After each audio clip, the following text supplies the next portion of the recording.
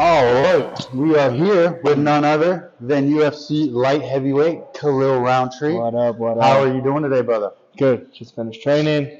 Good session. I think one of the last ones before next week. Perfect. How are we feeling? How's the camp? How's everything going leading up to this fight? I feel good. This camp has been tough.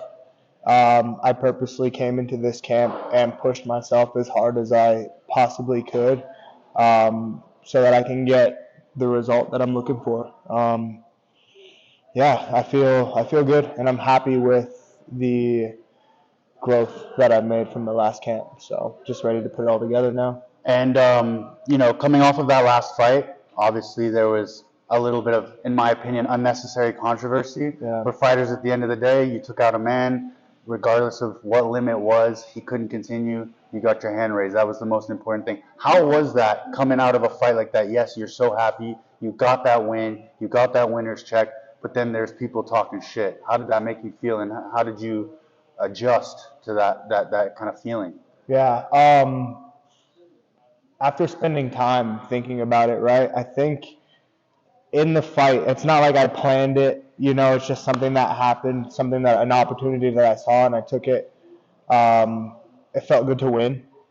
It felt good to win in a way that was noticeable and exciting, but I also did feel a bit bad. And, after getting comments and stuff of people, disagreeing with how it went down, it caused me to think more. And I think that's really it. It's just like I can't really look at it as like good or bad. I think the best thing is that like I'm happy that I got the win, and now I just keep training for what's next. Like I can't spend too much time dwelling on it. For sure. It's kind of like I spent a little bit of time and moved on from it, and now it's on to the next. I think like as a fighter, we're supposed to have like that reset button where we're as good as our last fight, it's out the door and it's on to the next one, regardless of the result, regardless of what's going on in life. It's always about cleaning that slate and focusing on the next fight. Yeah. And now that you're so close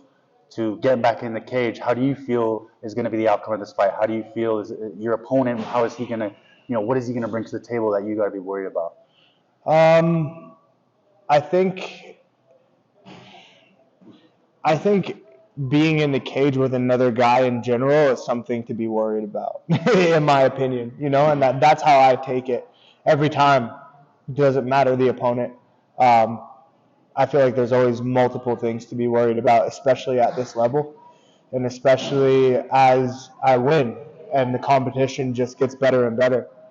So I don't think that there's one thing specifically. I think that there's a multitude of things that I should be and am prepared for. And I think it's just everything. I think it's just having this guy in the cage across from me is the biggest threat. The biggest threat. Of course. Yeah. And obviously you're now finally concluding this camp. What are some of the things that you like to do when you're by yourself or you're at home and you're just trying to wind down from a crazy day of sparring or crazy rounds of wrestling? What is like something that you like to do that gets your mind off of that stuff? I'll be dead honest with you. So before training and after training are two of my favorite times, because it's like I just get in my car, I put on my music, and I play it as loud as I can. Roll up the windows, and I have just like this full-on, like experience. It's almost like a concert. Come to training, get work done, get back in my car, and put my music back on. Get home, hop on the computer, start to work on designs. I run the brand Super Champ, now Such. Definitely check that out, guys. Yeah, March 4th is the release. Heavy on Discord, just like learning about evolution of social networks and Web3 and crypto and NFTs. So just like learning about kind of where we're headed as a society, trying to stay up to date on the world so that when fight camp is over, I'm not like this guy who was in a cave for 6 months, Sure. So yeah, anything creative, music, art, tech, just trying to stay up to date on all that stuff. That's awesome. And another thing, like for you guys that don't know Khalil has lived on all sorts of places all over the world. He was in Thailand before. If you've not seen him, after his fight with Eric Anders, he was the highlight reel of Muay Thai for the U.S. So Khalil's had the opportunity to travel, see lots of different things, compete, train with lots of fighters. What is some of your experiences that you like hold close to your heart that's been a big impact in your career? Like traveling experiences? Yeah. Man,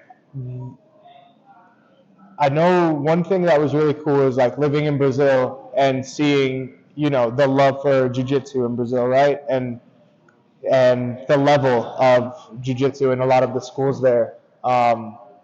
Seeing kickboxing in the Netherlands and how they train and their style. Going to Thailand, seeing how real Muay Thai is trained and fought. I think just being able to see different martial arts in their element and see like the real like culture behind it is kind of one of the coolest things as a martial artist and as a person who's traveled. Because being in America, we can train at an MMA gym, but it's kind of like watered down a bit, right? Hybrid. It's like a hybrid. Yeah, it's like a hybrid. And then you get guys who have traveled and give you little tips and pieces, but to be in these places and really experience, like the full authenticity of it is really cool. So that would be one thing that I would like encourage people to do, especially people who are fighting. Use your time and your freedom and your money to get out and see martial arts in other places. As Khalil was saying, I see it as like we can't necessarily go to a school and study subjects at a university, but we can travel and see different cultures and different styles that can add and help our games. Like we can go to Thailand and pick up a couple techniques. We're not going to be full-blown Muay Thai fighters, but you can pick and choose what works for you, and then you create that arsenal and you bring it into the cage. Exactly. And that's basically what is like the master's program of martial arts, right? Being able to travel, learn, pick ideas off of people, run thought. I mean, you're a big guy, and I can move around with you and not worry about getting my head taken off because you've been able to work so much technique, so many things that you want to play with. And that's the beauty of our sport. That's what gives us that ability to just kind of be free. There's no fixed way to be a fighter. You know, we have that freedom. And, being on the creative side too, which I truly believe also helps you, having a creative mind, being open-minded, being able to see things that maybe some people don't see, but you do, and then it pays off for you. How many people are getting finished with oblique kicks? Not many. Yeah, you know what I mean? So having that outside the box thinking, a little bit of creativity is going to give you that flair. So definitely, if you're an up and coming fighter, get out, explore, get out of your comfort zone. And remember the arts in martial arts. Fact. Right? Like a lot of the times we get caught up in like the grind. The training, the grind. It's like everything hard, and it's like, man, like. That's just like going to paint a picture and you're just throwing, something nice could come out of it, but like remember that like with art there's technique, there's how you do fades, there's color palettes that you choose to use, so like it's still art, Absolutely. It's martial arts, but there's still art to it. And it's a mindset. It's a mindset, absolutely. And being composed, just being relaxed, being in a state of flow. Yeah. There's no need to be angry, aggressive, emotional. We should ultimately find peace in this, right? 100%. And I'm sure you've been there. There are times when you're in sparring or you're rolling, and there's just times when you're not thinking, and everything is just flowing. You're not even using energy. It's just everything is kind of meant to be. Yeah. And when you get to that state, especially in a fight state, I think against Eric Anders, you were in that state. Yeah. You were just in another. I was in full Thai, and nothing could break that. Yeah. So that's like our ultimate when we fight is to get to that state. But yeah, Chloe, like it's been awesome speaking with you, and I'm super excited for this fight. I'm sure a lot of the fans as well are going to be tuning in. Let everybody know your social media handles. Talk about Super Champ, just anything that you'd like to get out to the fans right now. Cool. So anything, Twitter, Instagram, Facebook, everything is just Khalil Rountree, spelled as is. And then my brand and clothing line, Such Limited, is such.ltd on IG, website such.limited.